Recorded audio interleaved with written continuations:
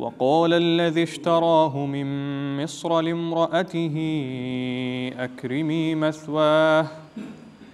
أكرمي مثواه عسى أن ينفعنا أو نتخذه ولدا وكذلك مكنا ليوسف في الأرض ولنعلمه من تأويل الأحاديث والله غالب على أمره ولكن أكثر الناس لا يعلمون ولما بلغ أشده آتيناه حكما وعلما وكذلك نجزي المحسنين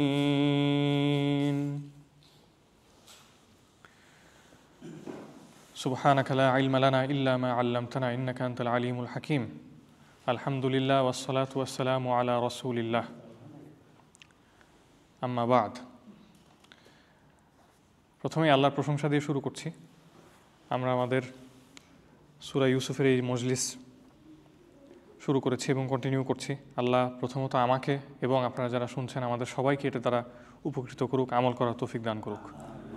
আমাদের এই মজলিসগুলোর উদ্দেশ্য এই না যে আমরা শুধু এটা অন্য কারো মুখে শুনব, এমনটা না, বরং এই মজলিসগুলোর অন্যতম একটা উদ্দেশ্য হলো যে আমাদের সাথে কোরআনের ব্যক্তিগত একটা সম্পর্ক হবে। আপনি যে কোনো তাফসিরেই বসেন, যে কোনো ভিডিওই দেখেন না কেন, ওইটা শুধু যদি মনে করেন যে আপনার জ্ঞানটা শুধু যদি ওই ভিডিও থেকে বা ওই মুহাদারা থেকেই সীমাবদ্ধ থাকে, তাহলে যিনি বক্তব্য রাখছেন তার উদ্দেশ্যটা সফল হচ্ছে না। কারণ তিনি আপনাকে বুঝিয়ে দিচ্ছেন, বাট তার উদ্দেশ্য যে আপনাকে সরাসরি আল্লাহর কালামের সাথে কানেক্ট করে দেওয়া, আল্লাহর কালামের স্বাদ পাইয়ে দেওয়া এবং সেই কালামের সাথে কালেক্ট করে দেওয়া। তো আমরা আল্লাহর কাছে দোয়া করি যে আমরা যাতে এই মজলিসগুলোর মাধ্যমে আল্লাহর কালামের সাথে আমরা কানেক্টেড হতে পারি।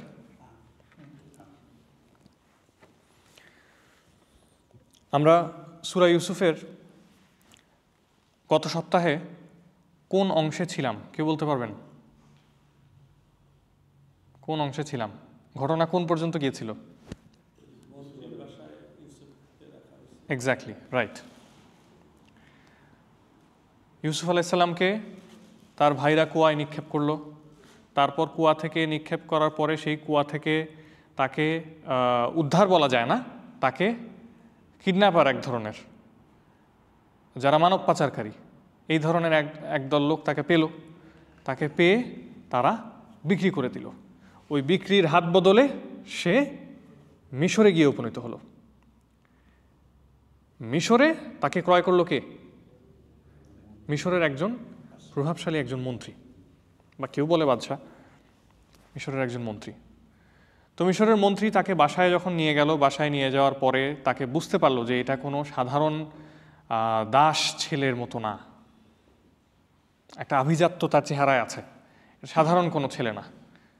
কথাবার্তা বলে বোঝা যায়, একটা মানুষের সাথে কথাবার্তা বলে বোঝা যায় সে কি শিক্ষিত ব্যাকগ্রাউন্ডের নাকি না, বা সে কি সম্ভ্রান্ত পরিবারের কিনা, তার চরিত্র কেমন, কথাবার্তায় বোঝা যায়। তো ইউসুফ আলাইহিসসালামের সাথে কথাবার্তার মধ্যেই অল্প সময়ের মধ্যে বুঝে ফেললো সেই মন্ত্রী যে এটা কোনো সাধারণ ছেলে না। সে তার স্ত্রীকে বলল যে তার জন্য একটা সম্মানজনক স্থান দাও বাসায়, কাজের লোকের রুম না, আকরিমি মাসওয়াহ, তার জন্য একটা সম্মানজনক স্থায়ী বাসস্থান দাও। সে আমাদের অনেক কাজে লাগবে, বা আমরা তাকে আমাদের সন্তানের মতো গ্রহণ করতে পারি। এটা ছিল তার বক্তব্য।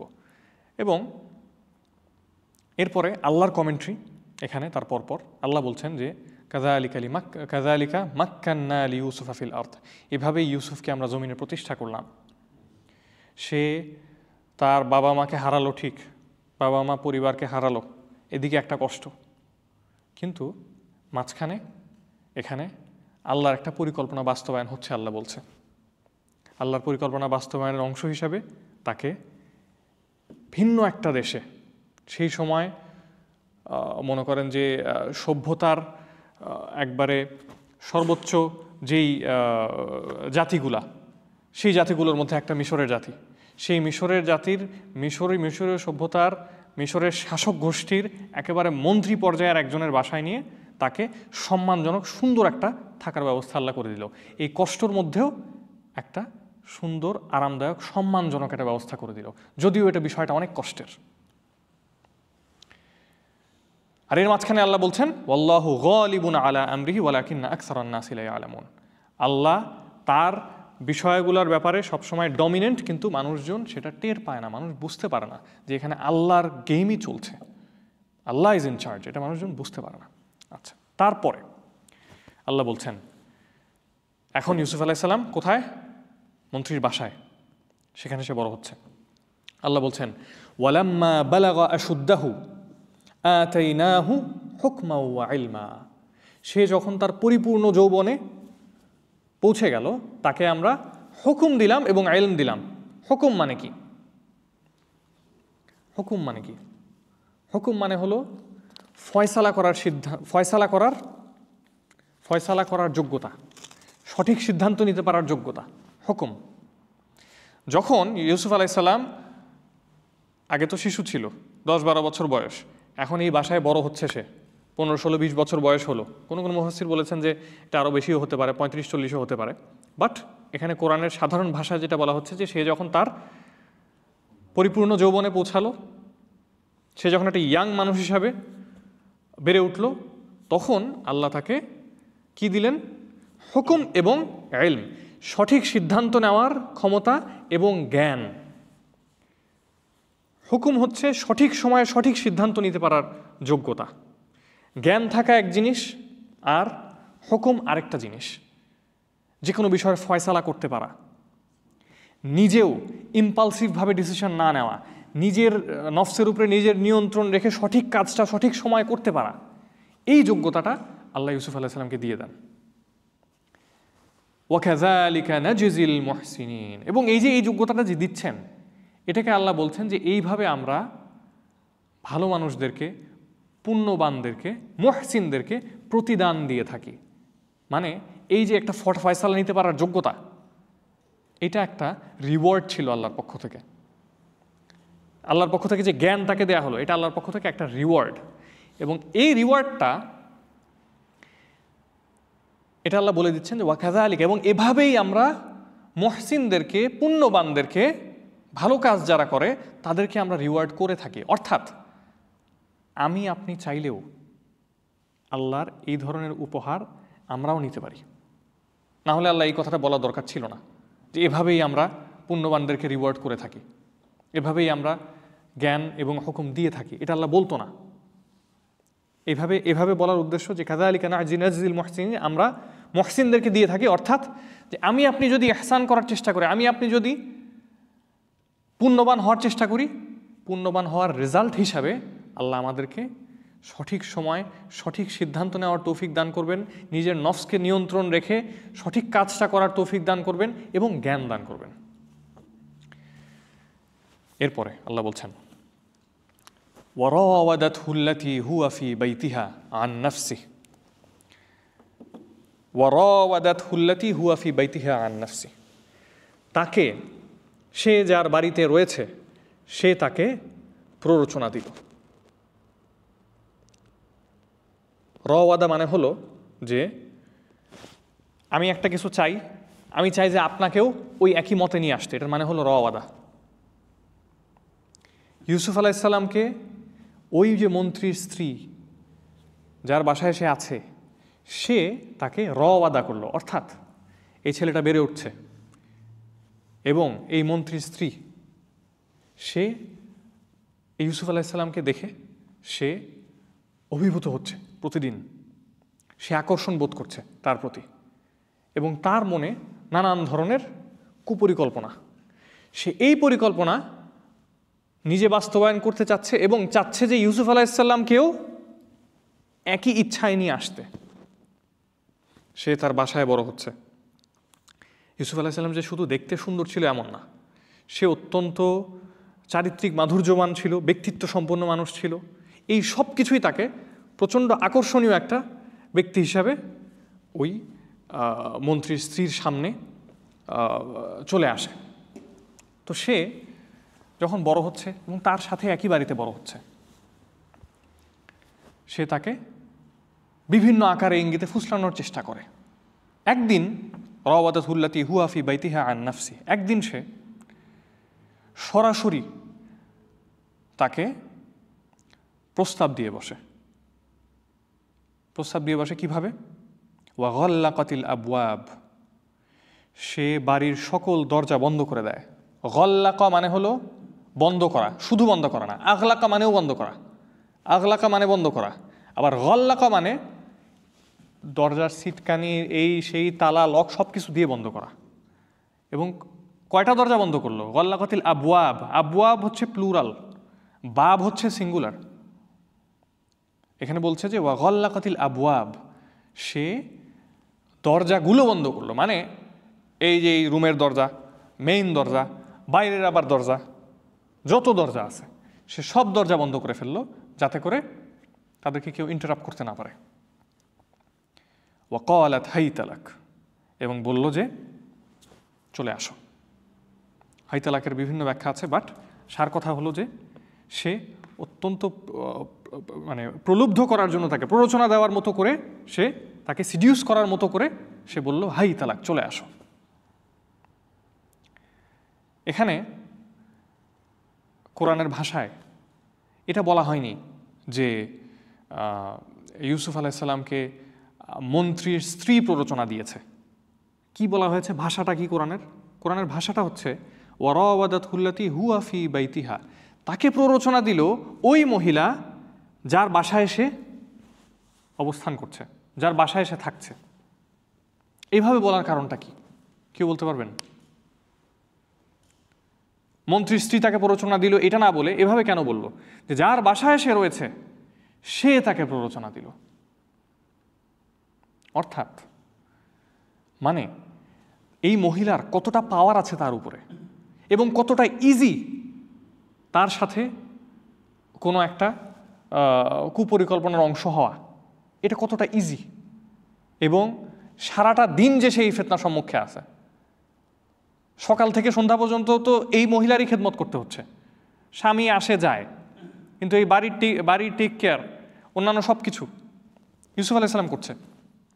এবং এই পরিস্থিতিটা ইউসুফ আলাইহিসসালামের জন্য কত কঠিন এবং কত সহজেই এই পরিস্থিতিতে মানুষের পদস্খলন হতে পারে, সেটা ফুটে উঠছে এই কথাটার মাধ্যমে, যে যার বাসায় এসেছিল সেই তাকে প্ররোচনা দিচ্ছে।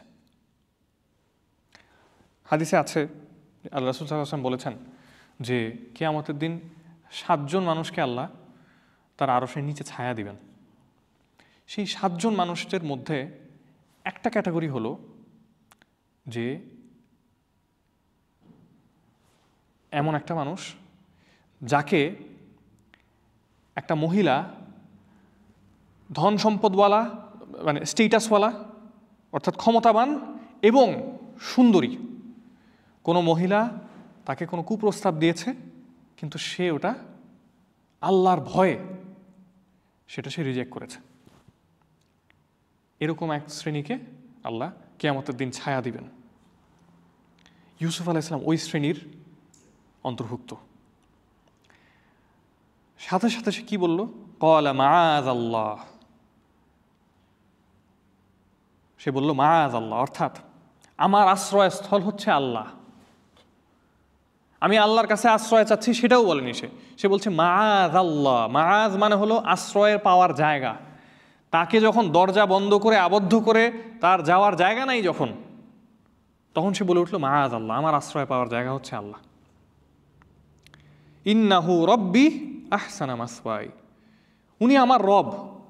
আহসানা মাসওয়াই, উনি আমার জন্য কত সুন্দর ব্যবস্থা করেছেন, উনি আমার সব কিছু কত সুন্দরভাবে দেখভাল করেছেন, আমাকে কত নিয়ামত দিয়েছেন উনি। আহসানা মাসওয়াই ইন্নাহু লা ইউফলিহুজ যালিমুন, নিশ্চয়ই জালেমরা, অন্যায়কারীরা কখনো সফল হয় না।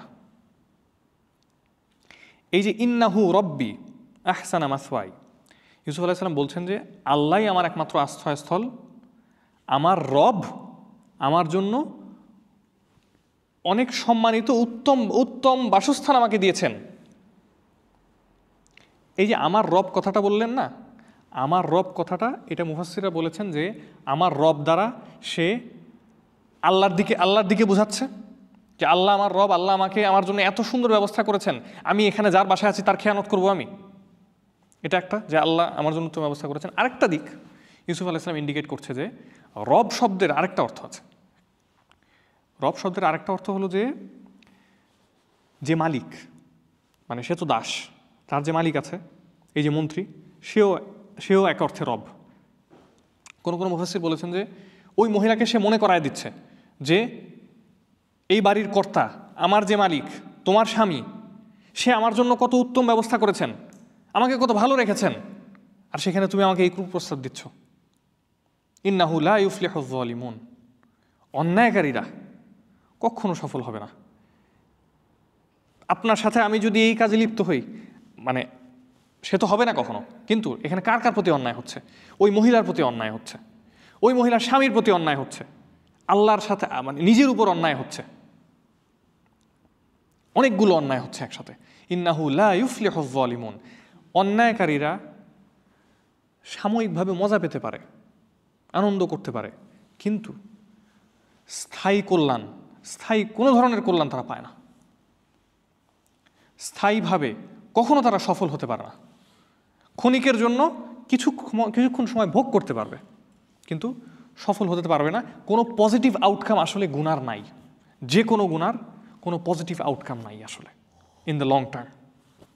ইন্নাহু লা ইউফলিহুজ যালিমুন। এই জন্য এই বিষয়টা থেকে ইন্নাহু রব্বি আহসানা মাসওয়াই, যে যখনই সে একটা পরীক্ষার সম্মুখীন হলো এবং সে একটা আনম্যারিড ছেলে, আনম্যারিড একটা লোক, একটা সুন্দরী মহিলা যে সব সময় তার বাসায় আছে, তার কথা যদি সে শুনে, এখানে সে মানে কোনো লস তো তার নাই, উল্টা আরও ফ্যাসিলিটিসও পেতে পারে। সে সব কিছু তাকে এই গুণাটা সহজ করার দিকে ডাকছে। এই সময় সে স্মরণ করলো কি, যে আল্লাহ তাকে কতটা সম্মানিত করেছেন, আল্লাহ তাকে কত দিক থেকে ভালো রেখেছেন, আল্লাহ আমাকে এত দিক থেকে ভালো রাখলো, এত নেয়ামত দিল, আর আমি সেই রবের নাফরমান কিভাবে হই। এই কথাটা চিন্তা করে সে নিজেকেও বলছে, ওই তার সামনে ওই মহিলাকেও বলছে, এবং সে নিজেকে নিয়ন্ত্রণ করছে। ওয়ালাকাদ হাম্মাত বিহি ওয়া হাম্মা বিহা, ওয়ালাকাদ হাম্মাত বিহি ওয়া হাম্মা বিহা লাউলা আর রাআ বুরহানা রাব্বিহ। এই মহিলাটা তার প্রতি আকর্ষিত হলো এবং তার দিকে এগিয়ে গেল। ওয়া হাম্মা বিহা, এবং সেও তার দিকে এগিয়ে যেত। লাউলা আর রাআ বুরহানা রাব্বিহ, যদি না সে তার রবের পক্ষ থেকে অকাট্য প্রমাণ না দেখতে পেত। এই মহিলা তো তার দিকে এগিয়ে যাচ্ছেই, আর ইউসুফ আলাইহিস সালামও, উনি নবী ঠিক, কিন্তু উনি তো মানুষ, রক্তে মাংসের মানুষ। স্বাভাবিক যে আকর্ষণ বোধটা আছে সেটা তার মধ্যেও ছিল, কিন্তু সে যদি আল্লাহর দেয়া প্রমাণ তার চোখের সামনে, তার হৃদয়ের মধ্যে দেখতে না পেত, তাহলে সেও ওই মহিলার মতোই এগিয়ে যেত।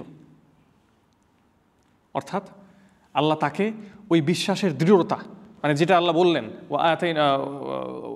লাম্মা বালাগা আশুদ্দাহু আতাইনাহু হুকমা ওয়া ইলমা, তাকে সঠিক সিদ্ধান্ত নেওয়ার তৌফিক আল্লাহ দিয়েছেন।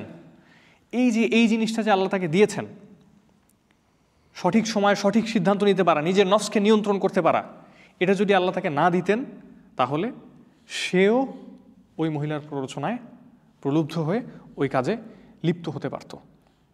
এটা নবীদের শানে কোনো অসম্মানজনক কিছু না, বরং এটা দ্বারা এটা নবীর শান আরও বাড়ে, যে আল্লাহ তাকে স্বাভাবিক মানুষের মতো সকল চাহিদা আকর্ষণ দেওয়ার পরও সেটাকে ফাইট করে আল্লাহর ভয়ে সে নিজেকে বিরত রাখতে পেরেছে। ওয়ালাকাদ হাম্মাত বিহি ওয়া হাম্মা বিহা লাউলা আর রাআ বুরহানা রাব্বিহ কাযালিকা লিনাসরিফা আনহু সু ওয়াল ফাহশা। আর এভাবেই তার থেকে আমরা মন্দ জিনিস, ওয়াল ফাহশা এবং অশ্লীল জিনিস সরিয়ে দিলাম, খেয়াল করুন, আল্লাহ বলছেন যে তার থেকে, ইউসুফের কাছ থেকে মন্দ জিনিস আর অশ্লীল জিনিস সরিয়ে দেয়া হলো। মানে মনে হয় যেন মন্দ জিনিস, অশ্লীল জিনিস ইউসুফ আলাইহিসসালামের কাছে আসতে যাচ্ছিল, মন্দ অশ্লীল জিনিসকে ইউসুফ আলাইহিসসালামের থেকে সরিয়ে দেয়া হলো। উল্টাটা না, যে ইউসুফ আলাইহিসসালামকে সরিয়ে দেওয়া হয়নি, বরং মন্দ জিনিসকে সরিয়ে দেওয়া হয়েছে। আপনারা কি পার্থক্য করে ধরতে পারছেন? আল্লাহ এটা বলেননি যে আমরা ইউসুফকে সরিয়ে দিলাম মন্দ এবং অশ্লীলতার থেকে, বরং আল্লাহ বলেছেন আমরা অশ্লীলতা এবং মন্দ কাজকে ইউসুফের থেকে সরিয়ে দিলাম। মানে ইউসুফ আলাইহিস সালাম মন্দ কিছুর কাছে যায়নি কখনো যে তাকে সরাইতে হবে, বরং মন্দ জিনিসকে এবং অশ্লীলতাকে আল্লাহ ইউসুফ আলাইহিস সালামের সামনে প্রেজেন্ট করে, তাকে পরীক্ষা করে এবং তাকে সেই পরীক্ষার মাধ্যমে তাকে বাছাই করার জন্য, তাকে সম্মানিত করার জন্য সেটা সরাই দিল তার থেকে। কাযালিকা লিনাসরিফা আনহু সুআ ওয়াল ফাহশা ইন্নাহু মিন ইবাদিনাল মুখলাসিন, এবং তিনি ছিলেন আমাদের বাছাইকৃত বান্দাদের মধ্যে একজন। আল্লাহ যাকে বাছাই করেন তাকে আল্লাহ এই পরীক্ষাগুলোর মধ্যে দিয়ে নেন। তার সামনে আল্লাহ অনেক সহজ করে কোনো একটা গুনাহ প্রেজেন্ট করবে, কেউ তাকে থামাইতে পারবে না ওই সময়, তার জন্য অনেক সহজ, অনেক আকর্ষণীয় তার কাছে এটা প্রেজেন্ট করা হবে। সে চাইলেই এই গুনার ফাঁদে পা দিতে পারবে, কিন্তু আল্লাহর মনোনীত বান্দা হওয়ার জন্য ওই পরীক্ষাটা যদি কেউ উত্তীর্ণ হতে পারে ওই মুহূর্তে, ওই ডিসিশনটা যদি সে নিতে পারে ওই সময় যে না আমি এটা যাব না এইদিকে, তাহলে সে আল্লাহর মুখলাস অর্থাৎ বাছাইকৃত বান্দাদের মধ্যে অন্তর্ভুক্ত হয়ে যাবে।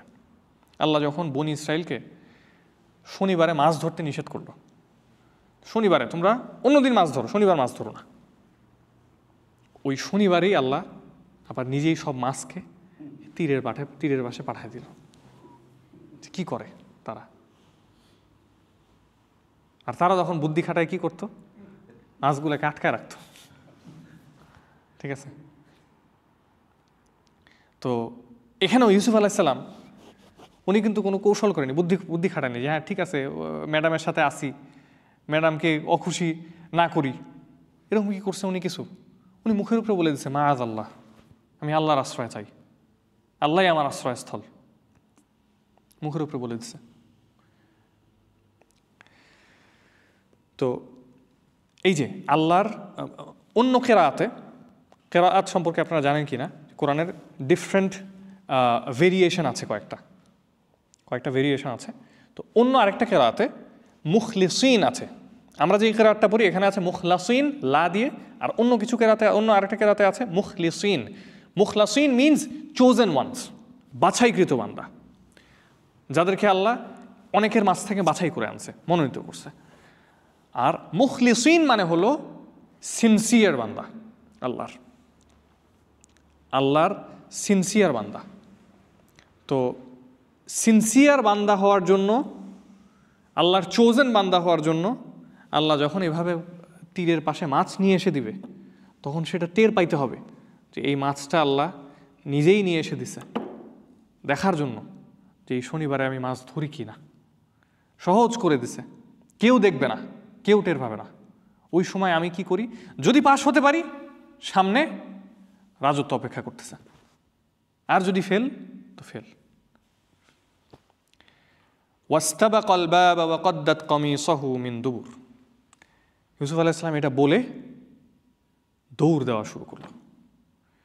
সেও দৌড় দিচ্ছে দরজার দিকে, মহিলাও দৌড় দিচ্ছে দরজার দিকে। ওয়াস্তাবাকাল বাব ওয়া কদ্দাত কমিসাহু, এবং ওই মহিলা ইউসুফ আলাইহিস সালামের জামা ধরে টান দিচ্ছে। কতটা ডেসপারেট মহিলা, যে ঠিক আছে সে চাচ্ছে না, জোর জবরদস্তি করা দরকার নাই, কিন্তু সে জোর জবরদস্তি করতে যাচ্ছে, এত ডেসপারেট মহিলা সে। ওয়া কদ্দাত কমিসাহু, সে জামা ধরে টান দিয়ে ছিঁড়ে ফেললো, এতটা পর্যায়ে ধস্তাধস্তি করতে চাইল সে। ওয়া কদ্দাত কমিসাহু মিন দুবুর, পিছন থেকে। ওয়া আলফায়া সাইয়্যিদাহা লাদাল বাব, এবং দরজার কাছে যখন চলে গেল তারা দুজনের সামনে হঠাৎ করে তারা কাকে পেল? এই মহিলার স্বামীকে, মন্ত্রী, সে চলে আসছে বাসায়। ওয়া আলফায়া সাইয়্যিদাহা লাদাল বাব قالت ما جزاء من أراد بأهلك سوءا إلا أن يسجن أو عذاب عليم। ওই লোককে দেখার সাথে সাথে মহিলার সাথে সাথে বলে উঠল যে তোমার পরিবারের দিকে যে কুদৃষ্টি দিয়ে তাকায়, তোমার পরিবারের যে ক্ষতি করতে চায়, তার কি প্রাপ্য হওয়া উচিত?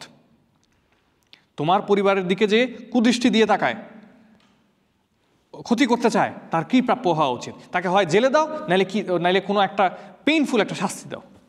মানে সে ওই জায়গায় গল্প বানায় কি শাস্তি দিবে ওইটার 1 to multiple চয়েস ইয়াও দিয়ে দিচ্ছে সে, যাতে করে ওই হাজব্যান্ড তাকে সন্দেহ না করে।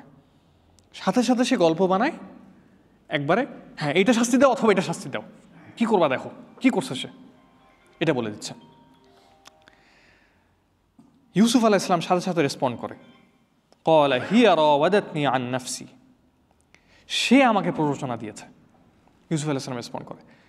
ইউসুফ আলাইহিস সালাম তার ভালো চরিত্রের কারণে হয়তো রেসপন্সও করতো না, হয়তো বিষয়টা চেপে যেত, সে অসম্মানিত করতে চাইতো না হয়তো মহিলাকে। কিন্তু মহিলা যখন একবারে ডাহা মিথ্যা কথা বলে স্বামীর সামনে তাকে ছোট করার চেষ্টা করছে, তখন নিজেকে ডিফেন্ড করার জন্য সে বলল যে না, সে আমাকে প্ররোচনা দিয়েছে। আপনারা সামনে গেলে দেখবেন, গল্প সামনে গেলে দেখবেন যে ইউসুফ আলাইহিস সালামের চরিত্র অনুযায়ী উনি হয়তো ওই মহিলাকে অসম্মানিতও করতো না, স্বামীর সামনে কিছু ফাঁসও করে দিত না, উনি চুপ হয়ে যেত। এটি ওনার চরিত্র। উনি ভাইদেরকে ক্ষমা করে দিয়েছেন। যখন পরবর্তীতে জেল থেকে বের হওয়ার পরে এই মহিলাদের ব্যাপারে যখন রাজার কাছে বলবে, আপনারা দেখবেন যে তখনও খুব মার্জিত ভাষায় ইউসুফ আলাইহিস সালাম কথা বলেন।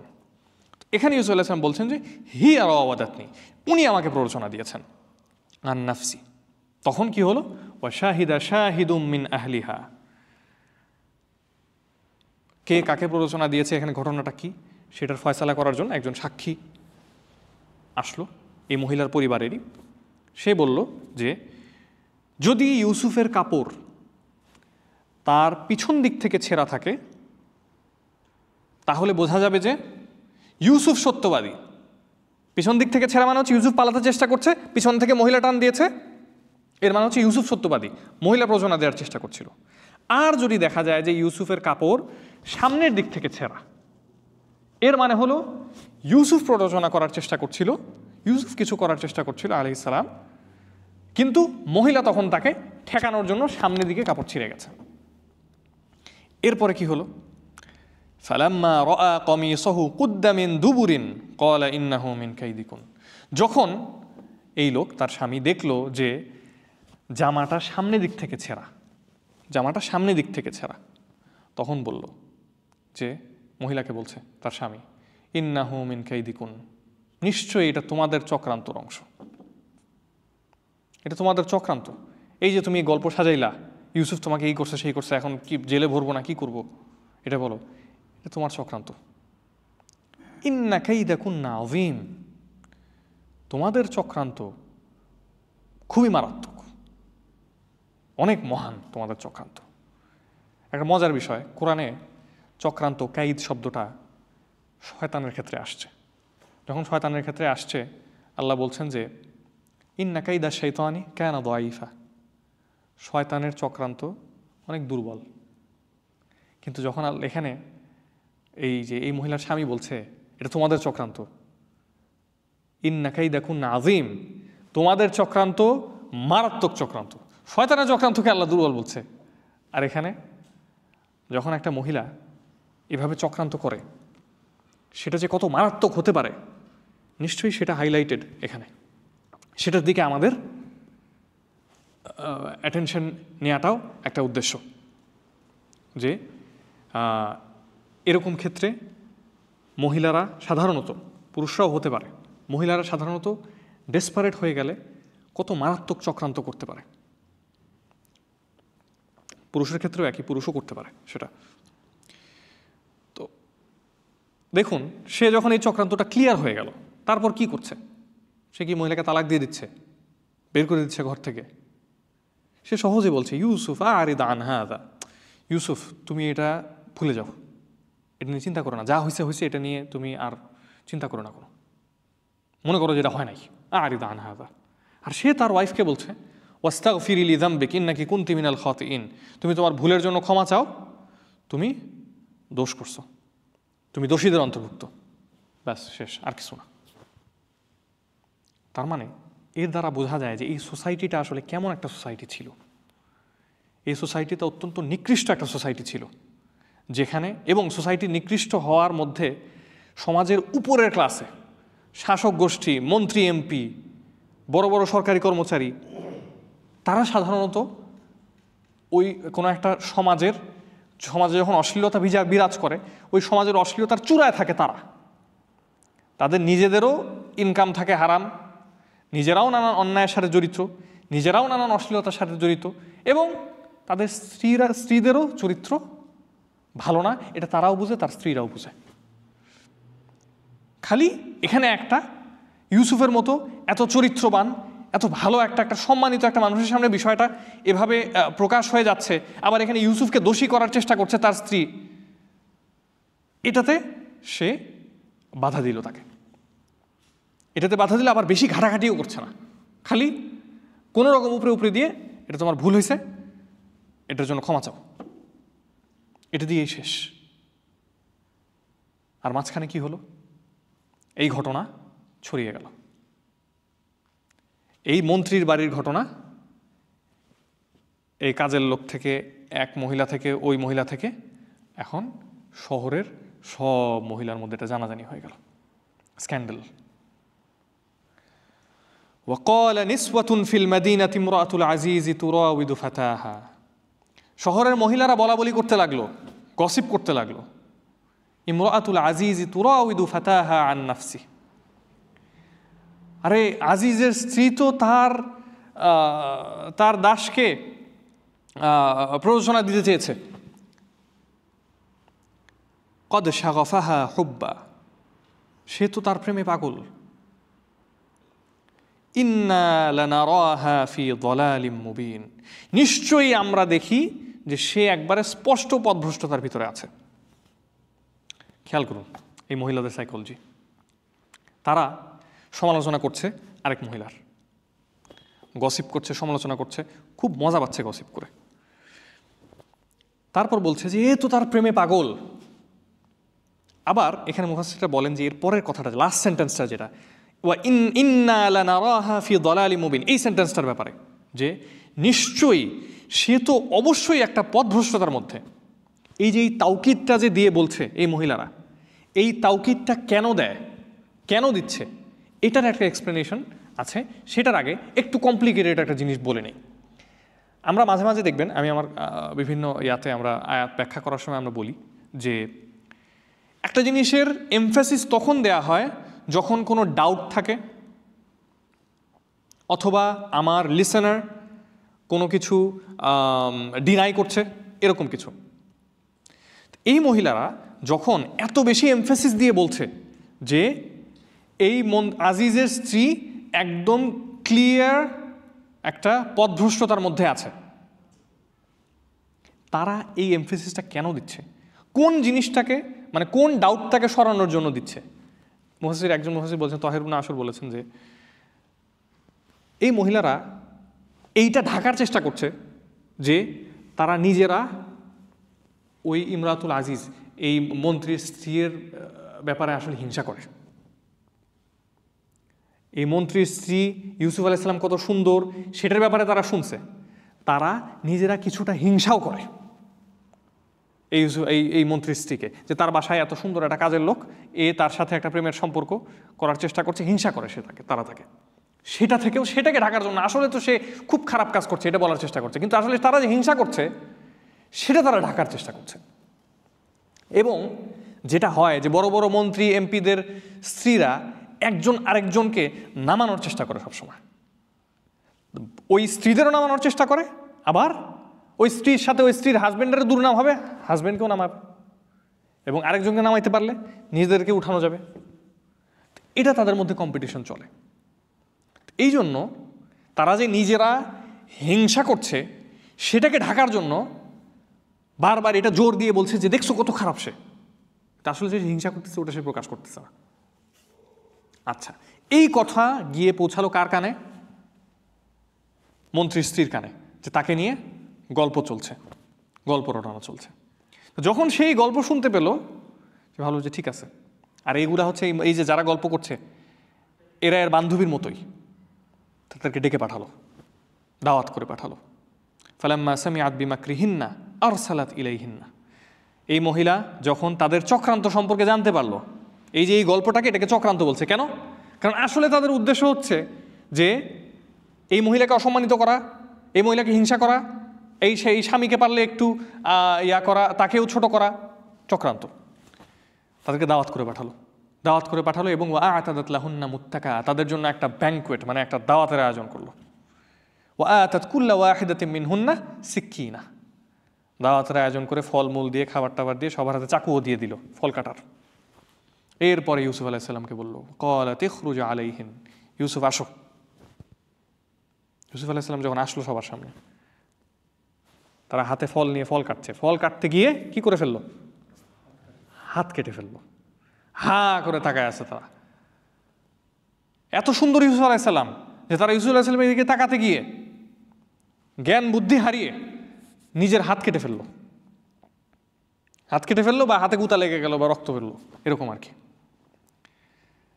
তখন এই ইমরাতুল আজিজ, এই আজিজের স্ত্রী বলছে, ফাযালিকুন্নাল্লাযী লুমতুন্নানী ফী, এই যে এর ব্যাপারে তোমরা আমাকে দোষ দিছো না, দেখো তোমাদের নিজেদের কি অবস্থা। তারা বলতেছে, হ্যাঁ, তখন সে সবার সামনে সে স্বীকার করছে যে কদ রাওয়াতুহু। তারা বললো যে তারা ওই মহিলারা যখন ইউসুফ আলাইহিস সালামকে দেখলো, ইউসুফ আলাইহিস সালামকে দেখে বলছে যে কুলনাম হাশা লিল্লাহি মা হাযা বাশারান, হায় আল্লাহ, সুবহানাল্লাহর মতো করে আর কি বলল যে আল্লাহ পবিত্র, আল্লাহ মহান, এটা তো কোনো মানুষ না। ইন হাযা ইল্লা মালাকুন কারীম, এটা তো একটা সম্মানিত ফেরেশতা, একবারে ফেরেশতার মতো সুন্দর, ইল্লা মালাকুন কারীম।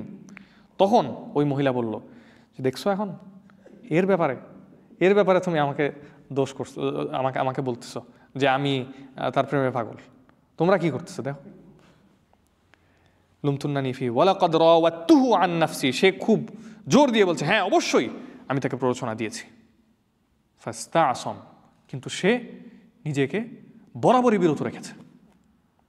দেখেন, 8, 10 জন, 20 জন, 30 জন তার বান্ধবীর সামনে সে বলছে যে সে তার কাজের লোককে, তার বাসার দাসকে সে প্ররোচনা দিয়েছে, তার স্বামী আছে।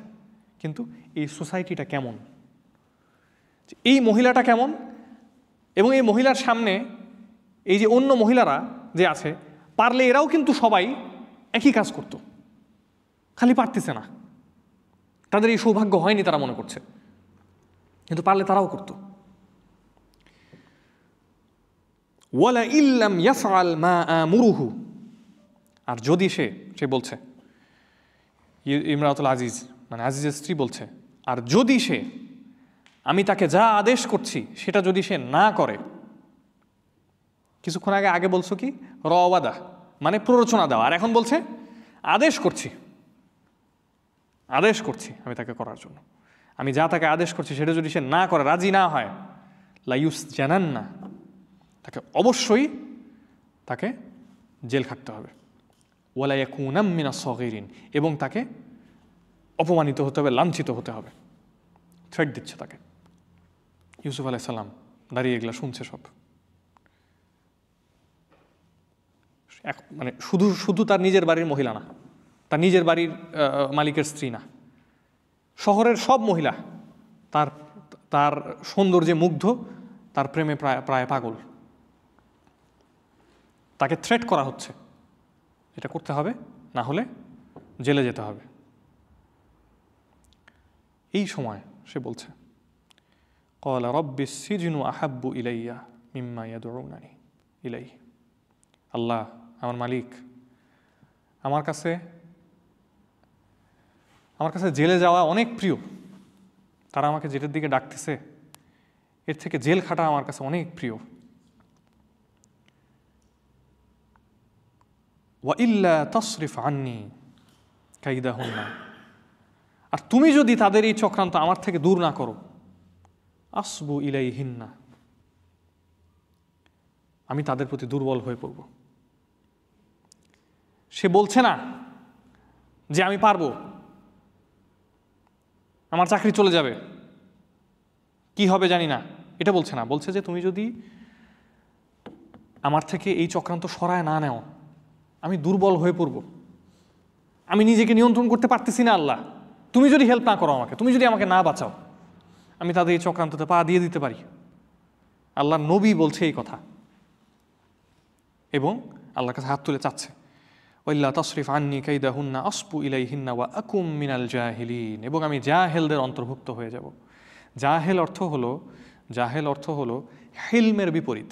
হেলম মানে হলো যে নিজের আবেগের উপরে রাগ, ক্ষোভ বা যে কোনো ধরনের তীব্র আবেগকে নিয়ন্ত্রণে রাখতে পারে, ইমোশনসকে নিয়ন্ত্রণে রাখতে পারে, ওটা হচ্ছে হেলম। এইটার অপোজিট হচ্ছে নিজের আবেগকে নিয়ন্ত্রণ করতে না পারা। নিজের আবেগকে নিয়ন্ত্রণ করতে না পারার কেউ জাহেল হিসাবে অন্তর্ভুক্ত করা বলা হয়। তো সে বলছে যে যদি আল্লাহ তুমি তাদের চক্রান্ত যদি আমার থেকে সরায় না দাও, আমি ওভারওয়েলমড হয়ে যাব, আমি আমার নিজের ইমোশন কন্ট্রোল করতে পারবো না, নিজের উপরে আমি নিয়ন্ত্রণ রাখতে পারবো না, তুমি আমাকে বাঁচাও আল্লাহ। এরকম কঠিন মুহূর্তে নিজের কোনো ক্ষমতার উপরে নির্ভর করা যাবে না। নিজেকে আল্লাহর সামনে একবারে দুর্বল করে পেশ করে আমাদেরকে আল্লাহর কাছে চাইতে হবে যে আল্লাহ আমার কোনো ক্ষমতা নাই, আল্লাহ তুমি যদি আমাকে হেফাজত না করো, তুমি আমাকে যে পরীক্ষা দিছো এটার মধ্যে আমি নিশ্চিত ফেল, তুমি যদি আমাকে সাহায্য করো তাহলেই আমি উত্তীর্ণ হতে পারবো। যতটা অসম্ভব মনে হোক আপনার কাছে একটা জিনিস, যে কোনো গুনার কাজ হতে পারে, যে কোনো মানে খুবই অ্যাট্রাকটিভ কিছু হতে পারে, অ্যাট্রাকটিভ কোনো গুনাহ হতে পারে, সেটা আপনি বুঝতে পারছেন যে আপনার কোনো ক্ষমতা নাই সেটা নিয়ন্ত্রণ করার নিজেকে। আপনার তো মুখ আছে, জিবা আছে, ওই জিবা দিয়ে, ওই মুখ দিয়ে, ওই হাত দিয়ে অন্তত ওই সময় আমাদের উচিত যে আল্লাহর কাছে এটা বলা। আমি তো বলতে তো পারতেছি অন্তত এখন যে আল্লাহ তুমি যদি আমাকে এখান থেকে হেফাজত না করো আমি পারবো না আল্লাহ। ওই একটা যদি ওই সময় বলা যায়, বাকি হেফাজত করার দায়িত্ব তো আর আপনার উপরে থাকছে না, হেফাজতের দায়িত্বটা আল্লাহর উপরে চলে যাচ্ছে। আমি একজনের সাথে কথা বলছিলাম কয়েকদিন আগে, সে বলল সে একটা সাবস্ট্যান্স অ্যাবিউজ এর মধ্যে পড়ে যায়, একটা ড্রাগ অ্যাডিকশনের মধ্যে পড়ে যায়। সে বলছে যে আমি একবার 1 বছর 2 বছর টানা এখান থেকে বিরত থাকতে পেরেছিলাম। যখন বিরত থাকতে পেরেছিলাম তার আগে আমি কীভাবে বিরত থাকতে পেরেছিলাম জানি না, কিন্তু আমি তার আগে আল্লাহকে অনেক বলছিলাম যে আল্লাহ আমি চাই এখান থেকে সরে থাকতে, আমি আল্লাহকে এটা বলছিলাম। পরে আমি 1 বছর 2 বছর টানা এভাবে বিরত ছিলাম। আমি তখন তাকে বললাম যে হ্যাঁ এখনও তুমি সেই একই চেষ্টা করো, এটা চিন্তা করো না যে কেমনে হবে, পারতেছি না, কিচ্ছু হচ্ছে না, বারবার একই কাজ করছি, বারবার আসলে কি হবে বুঝতে পারছি না, আমার দ্বারা মনে হয় কখনো এটা ছাড়া সম্ভব না, এত কিছু চিন্তা করো না, তুমি খালি আল্লাহকে বলো। এটা আল্লাহ বলার ক্ষমতা দিচ্ছে, আল্লাহকে শুধু এটা বলো যে আল্লাহ আমি পারছি না, তুমি হেল্প করো। কেমনে আল্লাহ হেল্প করবে আল্লাহ জানে, তুমি কালকে বাঁচবা কিনা সেটাও জানো না, অন্তত আজকে বলো, হেল্প করার দায়িত্ব আল্লাহর। যদি আমরা এটা বলতে পারি এরপরে কি হবে, ফাস্তাজাবা লাহু রব্বুহুম, আল্লাহ তার ডাকে সাড়া দিলেন, আল্লাহ তার দোয়া কবুল করলেন, তার ডাকে সাড়া দিলেন। ফাসরাফা আনহু কাইদাহুন, এবং তাদের চক্রান্ত তার থেকে সরিয়ে দিলেন। আল্লাহ তার দোয়ায় জবাব দিয়ে তাদের চক্রান্ত তাকে সরিয়ে দিলেন। আপনি একটা জিনিস থেকে নিজেকে বিরত রাখতে পারছেন না, কিন্তু আপনি আল্লাহকে বলছেন যে আল্লাহ আমি পারছি না, আল্লাহ তুমি হেল্প করো, অন্তত মুখ দিয়ে এটা বলছেন। হতে পারে হঠাৎ আপনি দেখতে পারেন যে আপনার গুনাহ করার ওই রাস্তাটা অন্যভাবে বন্ধ হয়ে গেছে, আপনার নিজের ওভাবে অত বেশি নিজের নফসের সাথে যুদ্ধ করে নিজেকে নিয়ন্ত্রণ করার কাজটাও আল্লাহ হালকা করে দিয়েছেন, আল্লাহ অন্য কোনোভাবে সেটা সরাই দিচ্ছেন। ওইটা আল্লাহ আপনি যে দোয়া করেছিলেন আল্লাহর কাছে, ওইটাই আল্লাহর দোয়ার সারা।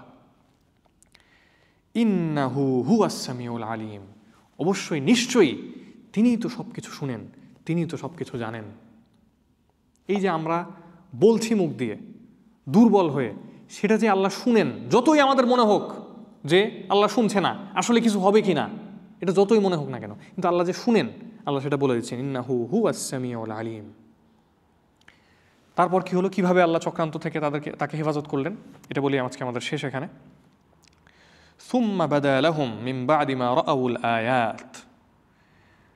এখন তো আর শুধু মন্ত্রীর স্ত্রী তার প্রেমে পাগল না, মন্ত্রীর স্ত্রী, এমপির স্ত্রী, আরও যা অফিসারদের অবস্থা খারাপ।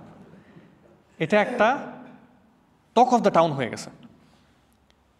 এই বড় বড় অফিসিয়াল তাদের নিজেদের মানিজ্যত নিয়ে টানাটানি, নিজেদের ঘর সামাল দিতে পারছে না। এখন কি করবে? এই বিষয়টাকে ধামাচাপা দেওয়ার জন্য সুম্মা বাদা লাহুম, তাদের কাছে প্রকাশ পেল, তাদের মনে হলো, মিন বাদি মা রাআউল আয়াত, তারা সকল আলামত সকল কিছু বিবেচনা করার পরে তাদের মনে হলো, কি মনে হলো?